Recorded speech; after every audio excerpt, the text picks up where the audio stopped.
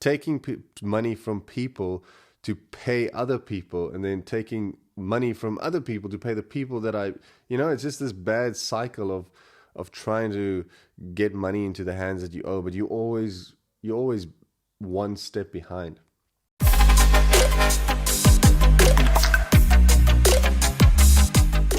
Hey, what's up? I hope everything is going well, and welcome to the RK400 radio podcast. Yes, I'm soloing it, and it's my first time using the Rode mic as well. Eventually I'll get a second one, and then Sophie and I can chat there, and I'll obviously also have some other guests come on here as well.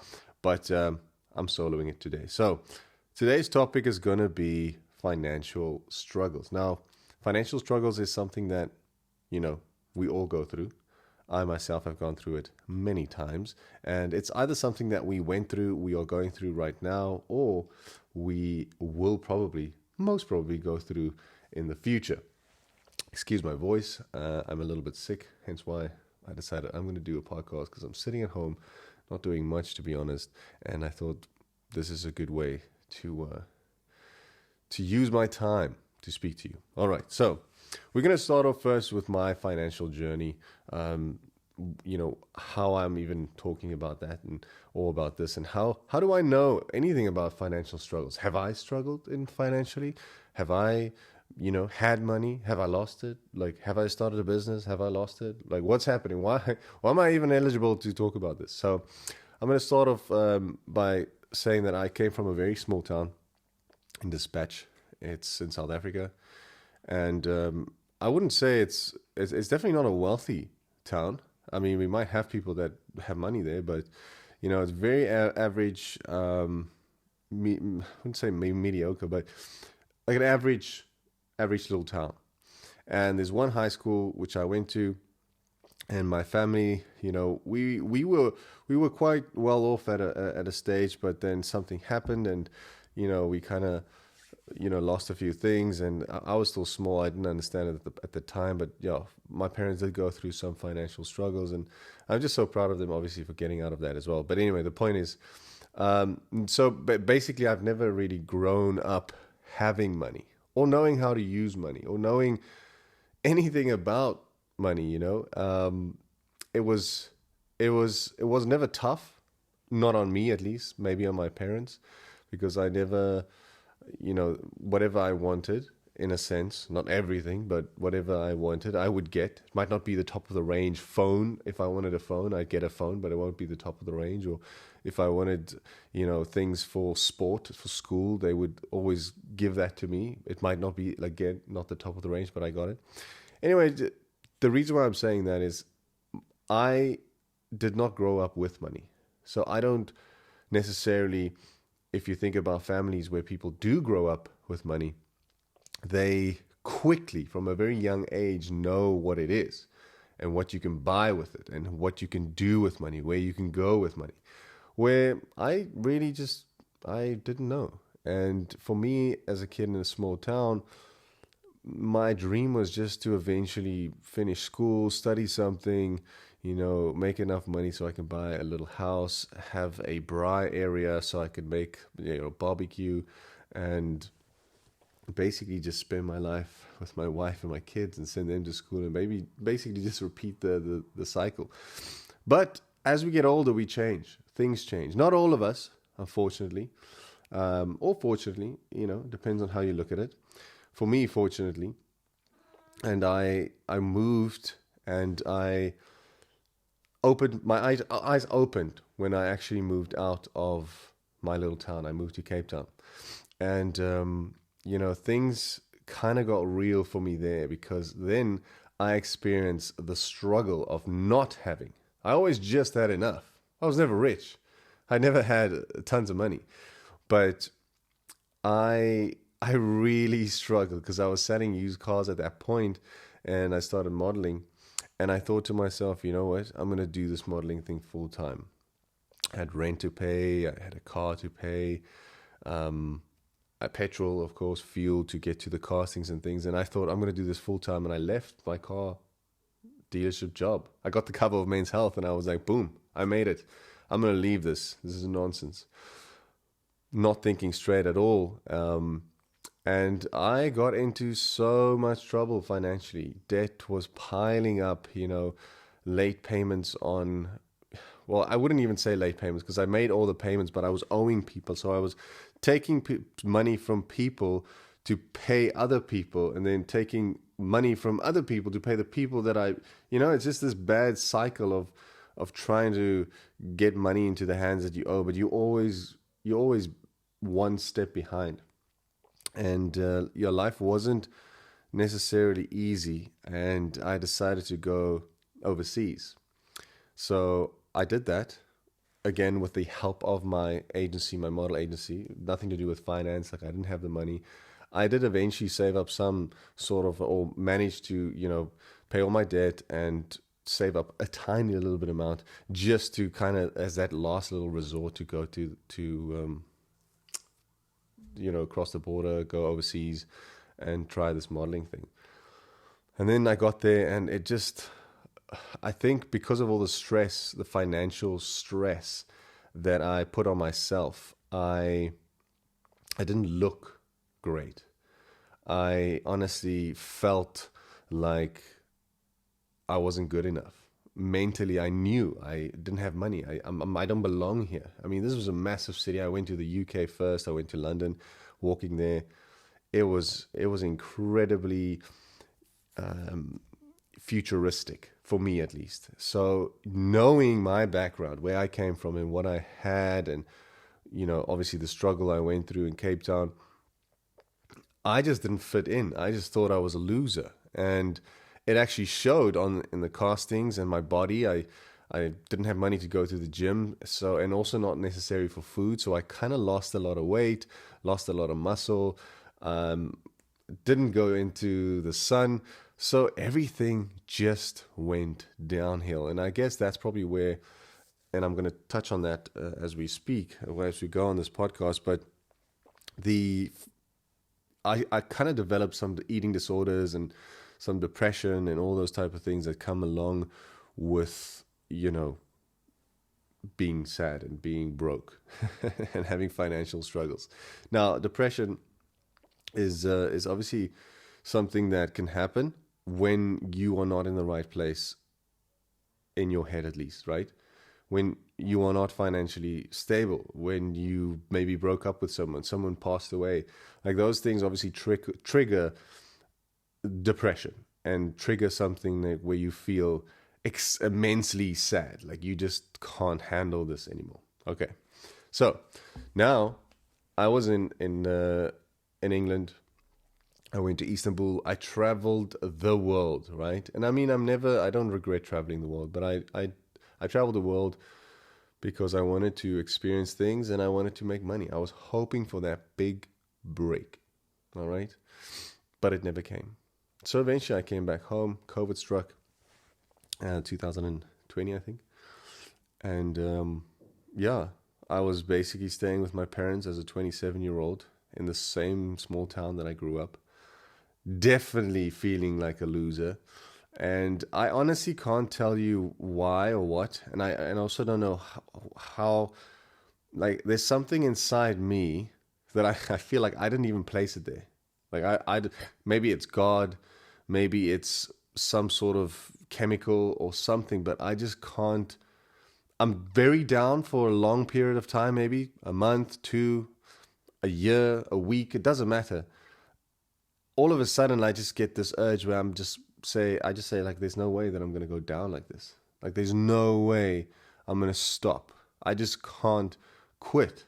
Literally until the day that I die, I will not give up, right? This is this weird little thing that I have. I really don't know, because sometimes I'm begging myself to just quit. I tell myself, Roche, just stop, mate. This is too much. This is too much. You are literally never going to make it. Like, why are you still pushing every single day? I tell myself that in the mirror, sometimes crying even. And guess what? The next day I wake up and I just do it again. All right? Now, is that delusional? I don't know. If it is, I'll take it, because it's worked for me in the past. Excuse me. So, for me, it struck a nerve. and I kind of got angry at myself for being this way and for wasting, in my mind at least, I felt like I wasted 4 years, because now I was gone for 4 years. In that 4 years, my friends that stayed in the small town got degrees, they got married, bought houses.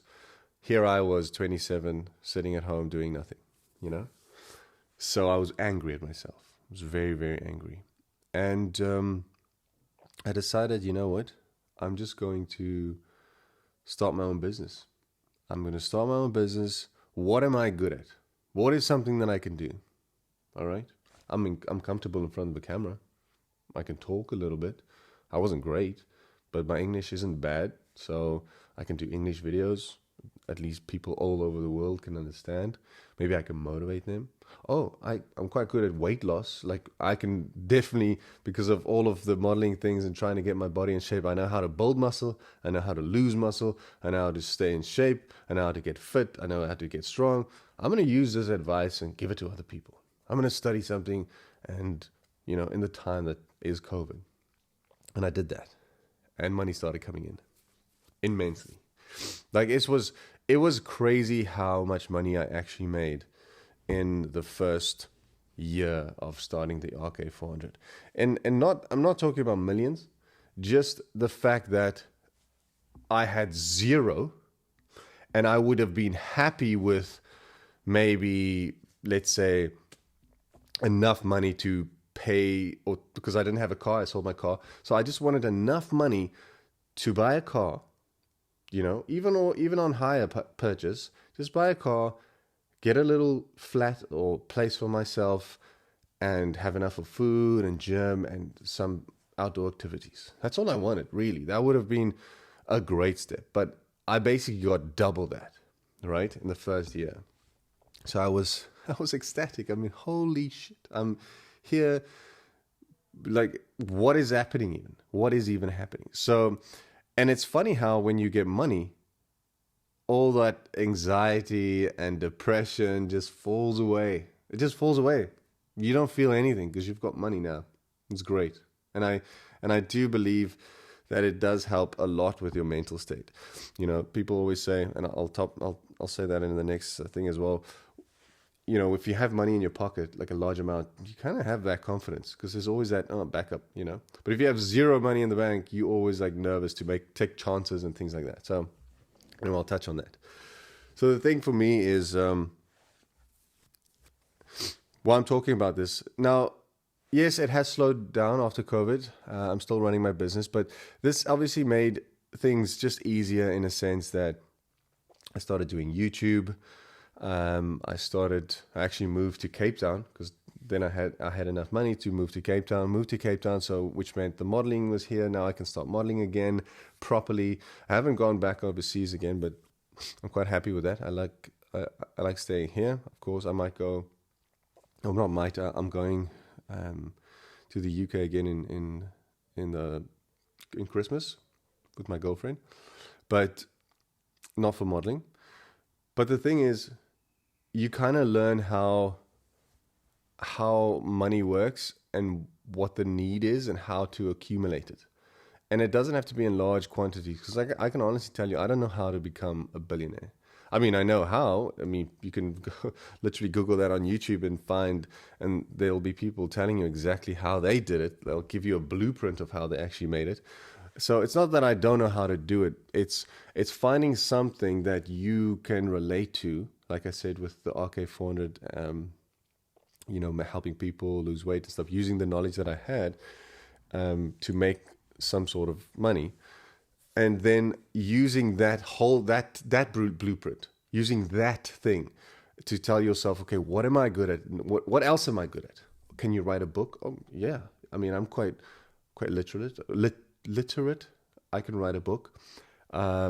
I can write a storybook, maybe a self-help book. And I was like, ooh, I'm going to write a book. I'm going to write a book on, you know, how I did it, how my financial struggles ended up being okay.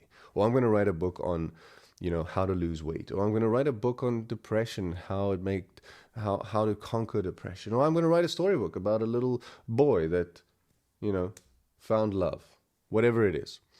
You find out what it is that you can do and what you can make money with. Now, in my case, of course, I felt like because I went through so many bad things in my life, struggles and things, which is constantly happening, by the way. It's not like I'm rid of it now. They come all the time. I'm sick now, to be honest. And it's, yeah, all those things are haunting me.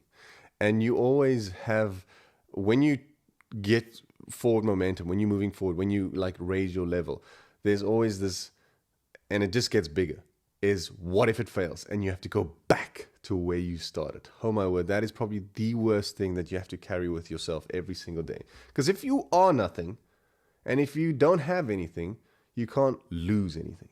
The more you have, and the more and the further you are, and the more famous you are, and all those, everything, right? The more you have to lose, the bigger that thing becomes behind you. That's basically like you could call it a fear, but it's it's haunting you because you don't want to go back. And then, I mean, some people can see it as haunting. I obviously see it as a drive. Obviously it's scary, but it also drives me to do more. Like I said, so now I'm thinking about ways to do it. Doing a podcast, I am writing a book, personal training, like literally training people physically. Then I'm training people online. I now started motivational speaking, which I'm getting gigs all over. Someone is actually flying me to talk in about 3-4 weeks. I'm flying to Joburg to talk there. So you constantly have to work on yourself. You have to build yourself, because the more valuable you are, right? The more valuable you are, the more money you will attract. All right. So if you talk about financial struggles, if you become an attractive person, and I'm not talking about looks, like if you have beautiful eyes and six-pack abs and you shave, and if it's female, you have, this beautiful face. That's not what I'm talking about. If you become an attractive person, someone that is, intelligent, and someone that is, well, intelligent, I mean wise, that can think on their feet, someone that is happy, someone that works every day, that is consistent, someone that is disciplined, that has good habits, you will then attract all those good things. You will attract it. And the more valuable you become, if you start reading books, if you study, if you do things, start podcasts, videos, whatever, if you do things and fail, but you do them in order to grow and get better, eventually you will become more valuable, and you will attract people. People will literally just message you or call you or bump into you and say, hey, I see that you are this now. Would you want to work with me? But if you don't do that, they'll never see you. And even if they do, they'll be like, hi, and then walk past, because you haven't accumulated any value for yourself. You have to become valuable. You have to become an attractive person, if that makes any sense. All right. So that's the first part. Quite a long part, actually, of this podcast. I promise it's not going to be long. But I just wanted to kind of share my journey. And it's still a journey. Everything that I do is because I want to. I mean, I'm not married. I don't have kids. So everything I do is to be better in the future, to look after my wife and my kids and their kids. Not that that's all I think about. I also want to enjoy life with whatever money I can accumulate and spend it. Not selfishly, but actually to enjoy the time that I have on earth as well, and not just be a workaholic and just push every single day.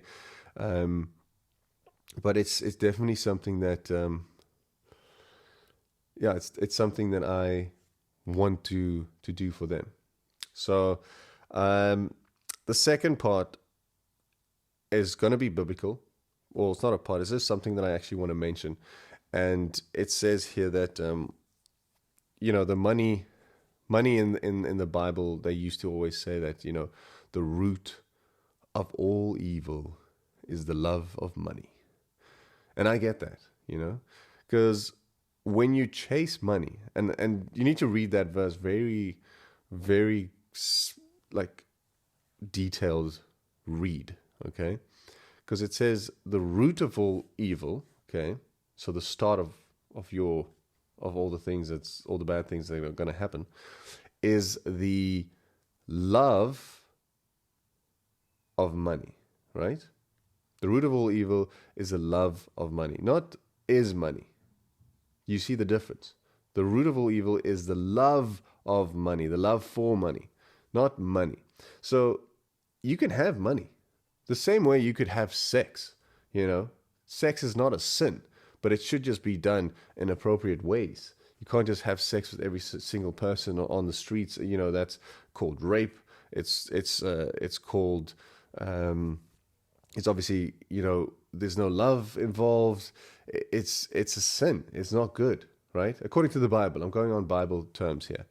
So the same with money. There's nothing wrong with money. You can have money. You can buy food. You can buy a nice car. You can do whatever you want.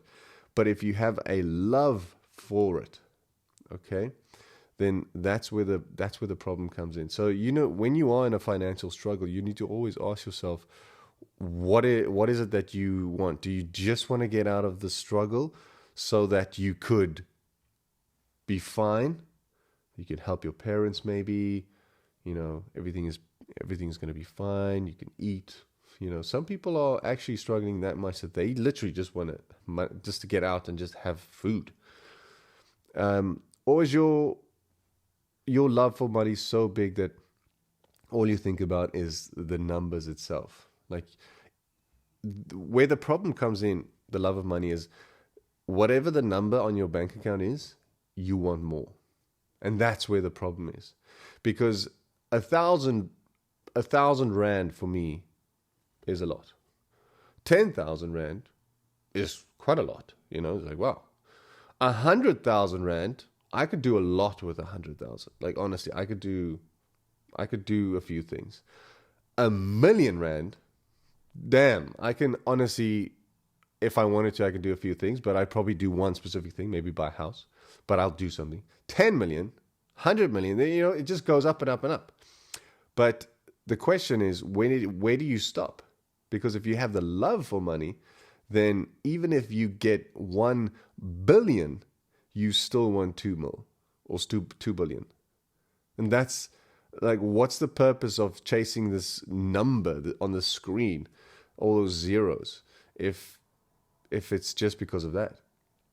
You need to know the difference between the love for money and just money itself, if that makes any sense. Let me explain better. What would you do to get money? What is this thing that you would do to get money? Let me explain it this way. Some people would kill others for money.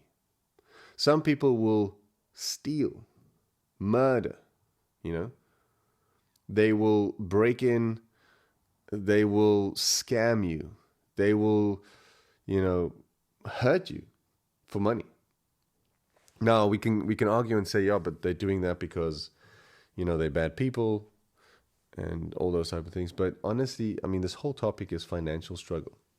Now, I'm not saying that a murderer kills people for money. Sometimes they don't even take money. I'm saying that if you do need money, what is the line that you will draw?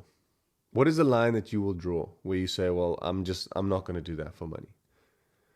Because that's where it really comes in. That's where the character comes in inside.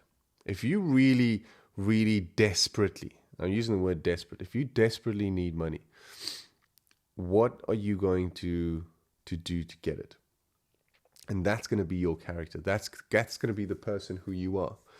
Because most people, are too proud to ask, so they just wallow in that financial struggle, and they basically just go backwards and backwards and backwards, and they end up in the streets, maybe. They end up doing all sorts of bad things because they just don't have the energy to actually ask someone for help or to do the right thing, the tough thing, And they also don't have the courage to do the bad thing, because they have a conscience. They don't want to rob a bank. They don't want to steal. They don't want to scam people. Because we are, I know we're human, but there are some good people on this planet. And I'm going to use myself as an example. There were many times that I was offered to do a few things and to say a few things, or take a few things, or whatever it is, in order to not be in that financial struggle for a while. And I sat actually and I thought about it, and I was like, maybe I should do it. And I think because it's not the first one, it's like a few times it happened where I actually contemplating, I'm going to do it. I'm going to do it. And then I just don't. Because in the end, you still have a conscience. And it's like if you had to, and I use this now a lot, but you have to murder 10 people to get R1 billion, and you do it, and you go with that billion to a remote island, and you sit there, and you're now the richest man in wherever. Do you think you're going to enjoy that billion? Or are you constantly going to wake up in the night sweating, thinking about those people that you killed? I know I'm exaggerating so much. Maybe it's just because I'm alone and I'm talking to myself and to you guys, obviously. But I'm just trying to think of, like, what is it that you would do for money? Because it's obviously going to come to the next point. All right? This is the next point. Excuse me. So the next point is, you will never be remembered. All right? Now, you're thinking, Roche, well, that's horribly depressing. Thank you so much. I appreciate it. But what I mean is by you will never be remembered is, in 100 years, even the baby that's born now won't be here anymore. Which means that whatever you do on this earth, no one's going to remember that. No one's going to be like, hey, he actually did this, Whether it's good or bad, which is obviously sad, but we always need to strive to do the good things. But what I'm trying to tell you is, if you are in a financial struggle, you need to take that risk. You need to say yes. And you also don't need to be ashamed that you are struggling and tell people, listen, I don't have money. I want to have money. I'm willing to work really hard for it. I'm struggling to find ideas to make it, but please help me. I'm struggling. They might laugh and run away, but who cares? Because again, no one's going to remember, and you can just ask the next person. You can ask the next person for help, or you can find ideas and you can try, and eventually you will come right. You just have to try your best every single day with what you have. And when I say with what you have, it comes to the next and the last thing I want to talk about is gratitude. Once you are grateful for what you have, then any financial struggle kind of becomes, I wouldn't say it falls away, because trust me, it doesn't. But you kind of, if you can sit and think what you're grateful for. Like if I sit and think what I'm grateful for at this moment, right? Okay, I'm not 100% healthy, but I just have the flu. But I am healthy, all right? I'm alive. I can walk, I can run, I can go to the gym, I can eat healthy, I can make videos, my thoughts are clear, and I'm moving forward, all right? So that's a good thing.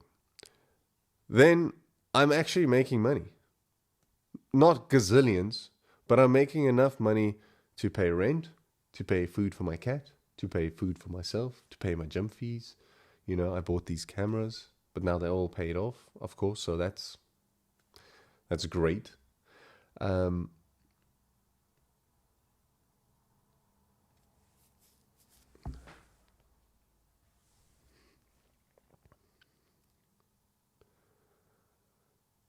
Friends that support me, that I message every day, or during the week, and they encourage me, I encourage them. I've got great clients that also encourage me, even though I'm the one that should be encouraging them. You know, once you can think of all those things that you are grateful for, and one other thing is opportunities. That's also something to be grateful for. A lot of people forget that just having an opportunity, not money, not a billion rand, but an opportunity to work towards a billion. That's where gratitude is actually the best. If you can be grateful for the opportunity to be alive, you start with that. Like, I'm alive. So that means there's an opportunity to make some money today, right? Or to fix my financial problem. I think, yeah, I honestly think if you can wake up with some gratitude and really look at what you have, and even if it's a little, maybe it might not be a lot. I mean, like I said, I'm way past where I was in the small town where I physically didn't have anything. Not that I have, a considerable amount more, but I'm grateful for the stuff that I have, which makes me feel like I'm way better off, if that makes any sense, because I just feel more grateful for the little things that I have. Where that time I wasn't. I just wanted more and more. I wanted to get out.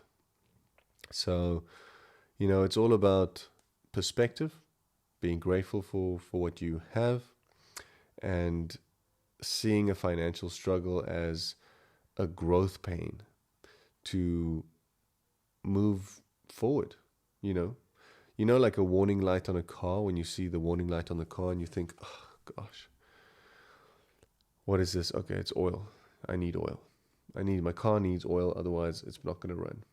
So that's basically what a financial struggle and that hardship and that anxiety and all those things mean. It's warning signs that go off like all over in your body. And it's telling you that you need to fix this. This is what you need. And I'm not talking about you need money to fix my financial problems. You need ideas. Ideas is the only thing. I've said this to many clients actually, but one of my clients, I said, because they were struggling, I said, what you need to do is write down every day 10 things that you, and this is my advice, my final advice before we go for financial struggle, right? If you want to get out, write down 10 things, 10 ideas. Don't matter how stupid they are, if you don't think they're going to work, just write 10 things down that you like, of course, and that you think could make money. Like, you could do this to make money, whether it's selling hot dogs on the side of the road or making fudge or, writing a book, anything that you think you can do to make money. 10 things. And then you do that for 30 days. Like I said, you won't run out of ideas because it could be stupid ones as well. You just write. Then after that month, you'll have 300 ideas. You'll have 300 ideas to lose, to make money, okay? Then for the next month, you spend that whole next month, again, also an hour a day. Instead of now listing 10 things, you go through that 300 and you try and work it down to the best or the top 50, all right? So you get the top 50, the ones that you really, no, this is not going to work. Or it might work, but I only have 50. I need to choose the best 50. You throw it out. That's the next month. The next month, the third month, you sit again an hour a day and you try and work those, the 50 that you have, you work them down to 10. Like, really go into it, and then go in more detail, because now you're looking over that idea again. It's actually not going to work. Out. Oh, hey, this is actually, and it could work with this as well. Add it. Okay, let's put it in the top 10. So you start working, you'll start brainstorming by yourself. Ideas will pop in your head. And then the next month, you really go and you choose the top 5 things, because you only need 5 streams of income, I believe. 5 good streams of income, and your life will be like amazing, all right? Especially if it could be like really nice streams of income. So then you have 5 ideas, the top 5, and then you start working on them. You start working on them. You don't stop. Even if it's 100 Rand a month. If you make 100 Rand a month on all 5, that's 500 a month, because it's 5 streams of income that you're getting. And then it will progress. The harder you work on yourself and this business, the more money you will make. All right?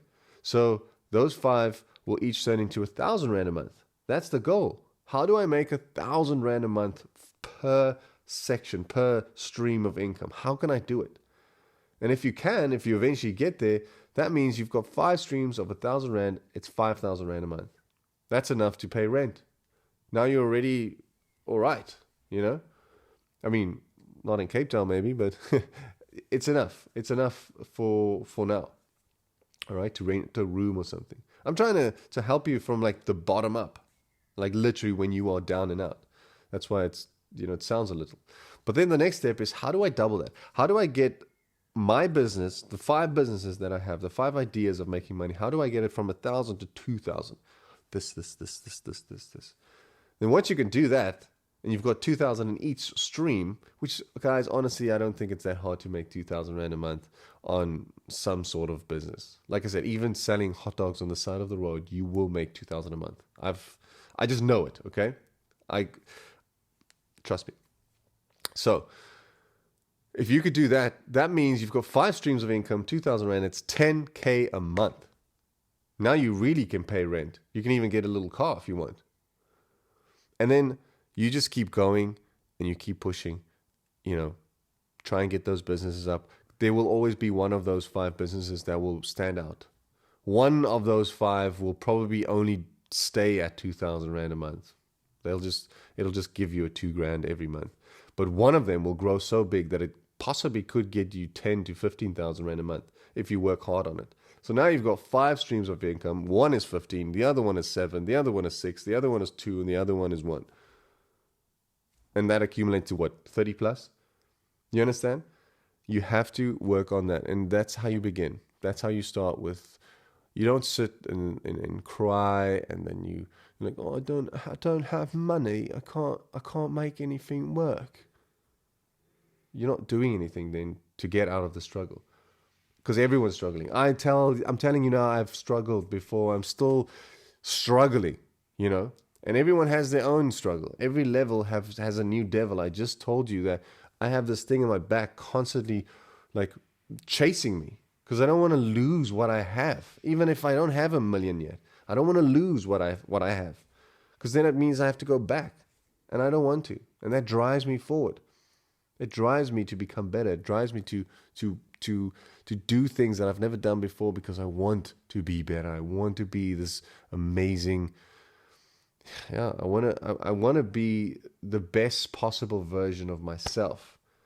Marcus Aurelius said that it will be a disgrace if a man goes through his life without knowing the full potential of his body and his mind. And I believe in that. I do believe in that. Anyway, guys, thank you so much for watching and for listening to the RK400 podcast on financial struggles. I know it was a long one. You probably bored, but I do also know that some of the things that I've said here will definitely strike a chord, and you will go home and you will sit and you will work on these things, because this is the important thing. You have to work on yourself in order to grow. You can't rely on other people to help you, because they have their own life. They need to help themselves. It's the same way if you DM me now and say, Roche, hey, listen, it looks like your life is pretty okay. At least on social media, it looks great. Could you help me? Honestly, mate, I can't. This is the only help I can give you, because it's a little bit of my time and expertise that I can give you, but I can't help you, especially not financially, because I'm still building my finance. I'm still getting there. You can't give someone something if your cup is empty. If someone asks for a dozen oranges, you need to physically go out, pick a dozen oranges, come back, and then you can give them a dozen oranges. So rather get it yourself. Rather fill up your tank so that you eventually can give back to others. And it doesn't always have to be money. It doesn't have to be money. It could be advice. It could just be a lending hand. Physically helping them. It could just be listening. just being there for them, listening to them, giving them time, loving them, all those type of things. Financial struggles, mate. That's a tough one. One thing that does help with that is when you're in love. When you're in love, you can both sit on the sidewalk and have like a old piece of brown toast, and life will be great. But in all things, it's not sustainable. Love is good. It's great. Love being in love. But you have to also work on yourself and get that finance going, okay? So, and I think that's what sometimes, now that we're on this topic quickly, just before I go, that's also why some relationships fail, I think, because people fall in love and then they do all these things and they kind of forget that they have their own little struggles that they maybe had. So they love that feeling. They love, like, yes, my life's not great, but I'm in love, and then two people meet and they're in love. And then once that fades, which it does, not being in love, because I love my girlfriend to the moon and back. Like, I really love her. But I'm talking about that feeling where, you're so in love, like nothing else matters. Like, like nothing else. Everyone can say anything. Like, that's a little love bubble, and it's fine. It's so good to have that. They call it the honeymoon phase or whatever, It's good to have that. But when that fades, sometimes then we all go back to reality. And now if you were smart about it, you would still concentrate on that, on your life, while being in love. You should use that as a little drive. And then what happens is that when you go back, everything is just fine.